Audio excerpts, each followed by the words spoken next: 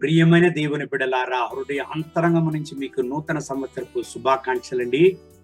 2025వ సంవత్సరం దేవుని బిడ్డలకు సమృద్ధి కలిగిన ఒక సంవత్సరముగా ఉండును.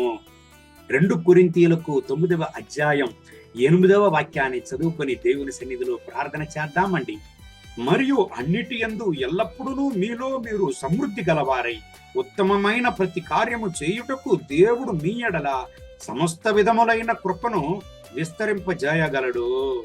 దేవుని బిడ్డలారా, దేవుడు దేవుని బిడ్డలకు ఆయన యొక్క కృపను విస్తరింపజేస్తాడంట.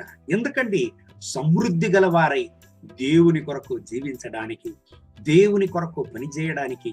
దేవుని బిడ్డలారా, 2025వ సంవత్సరములో మీరు మీ కుటుంబము సమృద్ధి గల దేవుని బిడ్డలుగా మీరు వర్ధిల్లుదురు.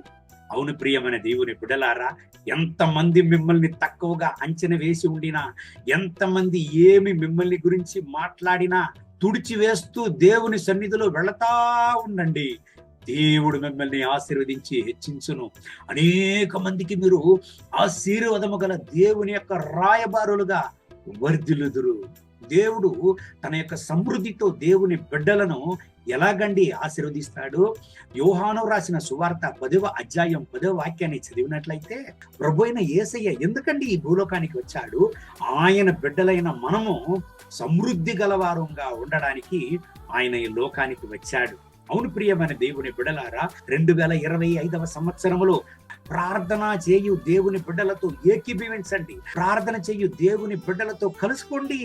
అవును ప్రియమైన దేవుని బిడ్డలారా, ఎప్పుడండి దేవుని యొక్క సమృద్ధి మన జీవితంలో బయలుపడునో? దేవునిలో మనము నిలుచున్నప్పుడు. యోహాను రాసిన సువార్త 15వ అధ్యాయాన్ని మనం చదివినట్లయితే, దేవునిలో మనము నిలుచున్నప్పుడు సమృద్ధి గలవారంగా మనము నిలుస్తాము. దేవునికి ఫలమిస్తాము. దేవుని బిడ్డలారా, దేవుడు తన యొక్క సమృద్ధితో మనల్ని ఆశీర్వదించినప్పుడు మన జీవితం ఎలాగ ఉంటుందండి? ఇంకొక వాక్యాన్ని చదవదామా? కీర్తనలు 65:10-11 చెప్తుంది చూడండి. దేవుడు తన క్షేమముతో తన బిడ్డలను నింపును. అవును ప్రియమైన దేవుని బిడ్డలారా, మీ జీవితంలో ఎటువంటి పరిస్థితులు ఉంటున్నారు? దేవుని యొక్క సమృద్ధి మీ జీవితంలో బయలుపడితే మీ జీవితమే దేవుని యొక్క క్షేమముతో నింపబడును. మిమ్మల్ని సమృద్ధి గల దేవుని బిడ్డలుగా ఈ లోకములో నడుపు దేవుడు ప్రభు అయిన యేసయ్య మాత్రమే. మీరు సాక్ష్యంగా దేవుని కొరకు నిలవాలని ఆయన తన క్షేమముతో మిమ్మల్ని నింపుతాడంట. ఈ సంవత్సరములో దేవుడు తమ యొక్క సమృద్ధితో నింపి మిమ్మల్ని ఆశీర్వదించును గాక. కళ్ళు మూసి ప్రార్థన చేద్దామా?